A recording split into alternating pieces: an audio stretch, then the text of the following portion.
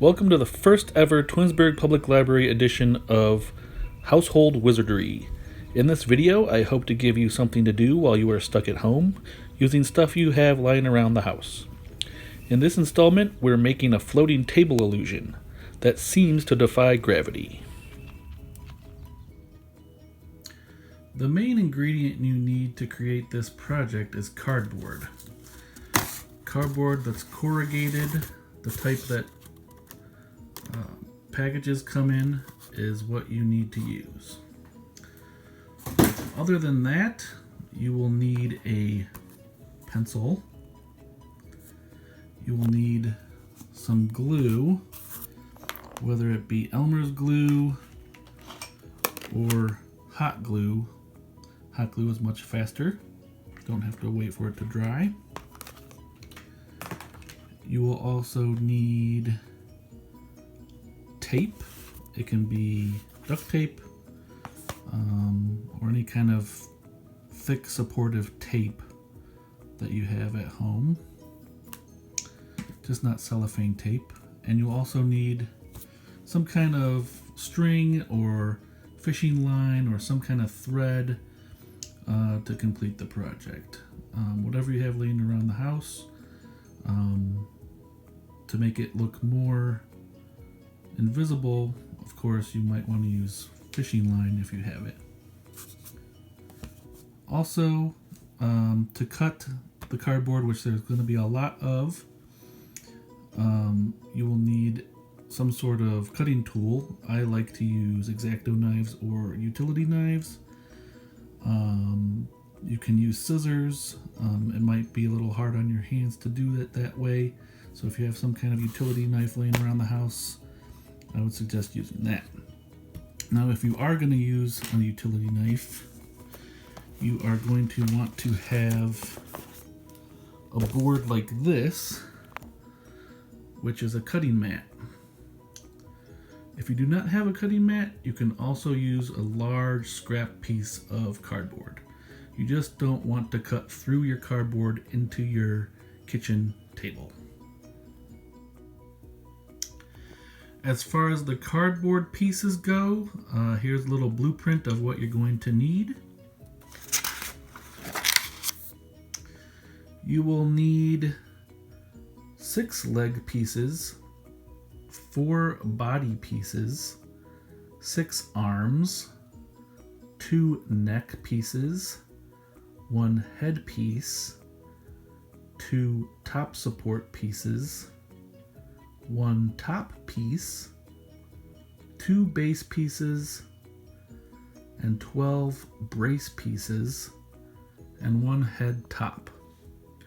You might want to pause the video here so you can see the measurements on all the pieces that you will need to cut out.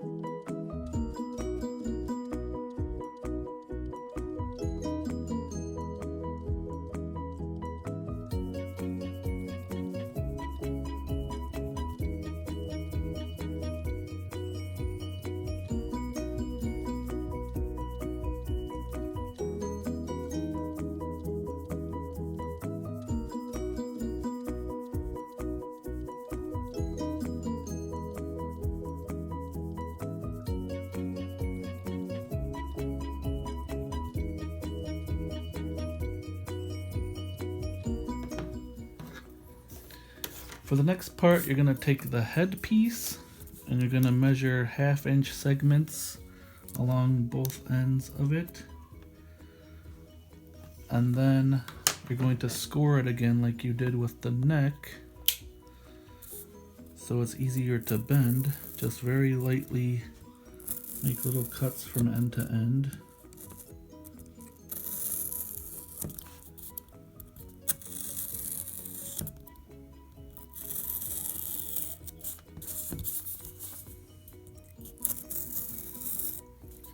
And that should make it easier to bend into a cylinder, like this. And then you're going to want to tape that so that it stays.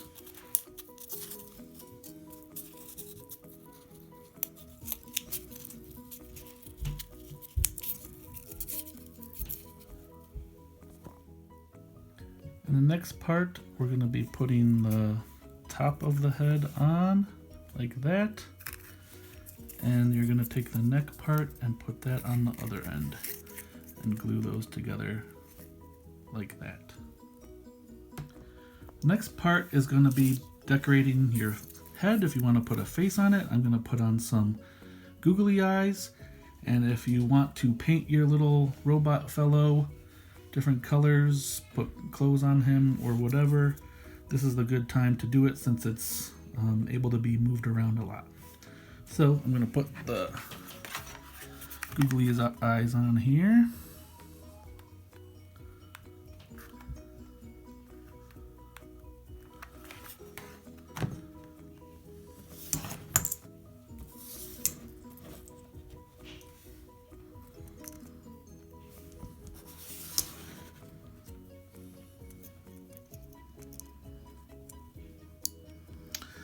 And then once that's ready, you'll just put it right on your character like this. These are the top support pieces. Again, you're going to want to lightly score them where I'm doing that there on each side. And then you're going to glue them together like this, and these parts will fold out like that. Next, you're going to take your top support pieces and you're going to poke a hole through right here. It's enough for thread to get through.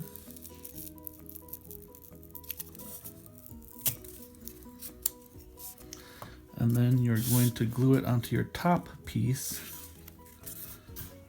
in this position.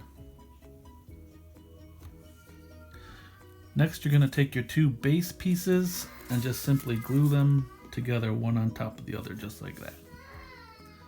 Okay, you should have 12 support squares. You're going to make 2 blocks of 6 squares each. You're just going to glue them on top of each other like this. And then you're going to take your top and top support. You're going to take the blocks and glue them to either side of the support, like that. Next, you're going to want to glue your robot onto the base, like that, in a position that's a little off center, so that the arms are kind of, the tops of the arms are kind of more in the center of the base. And then you need to cut 3 lengths of string in 12-inch segments. After you do that, you're going to tape each segment of string onto the positions of the support arm, here, here, and here, and hanging down along the side of the support arm.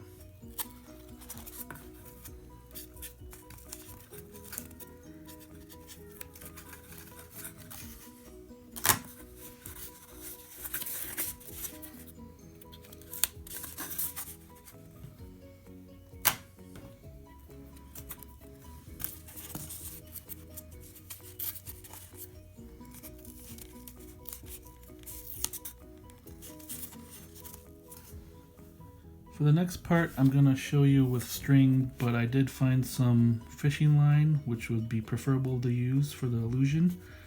But to show you with string, you're going to be making a loop in your string. It's about, you want to have the knot at about 2.5 inches. So when it's tight, the whole thing is 2.5 inches long. Alright, so now you're going to want to put a loop through the hole in the support arm. It needs to be 2.5 inches from the hole to the end of the loop. Now that you have your loop around your pencil, you're going to want to drop this down so that the L shape is under the pencil, or at least below the pencil.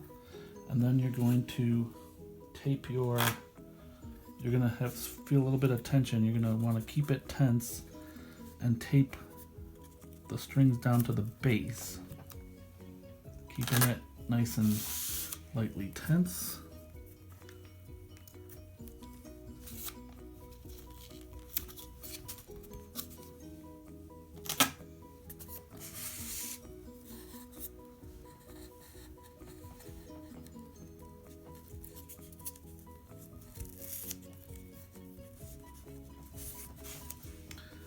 And there you have it, a floating table.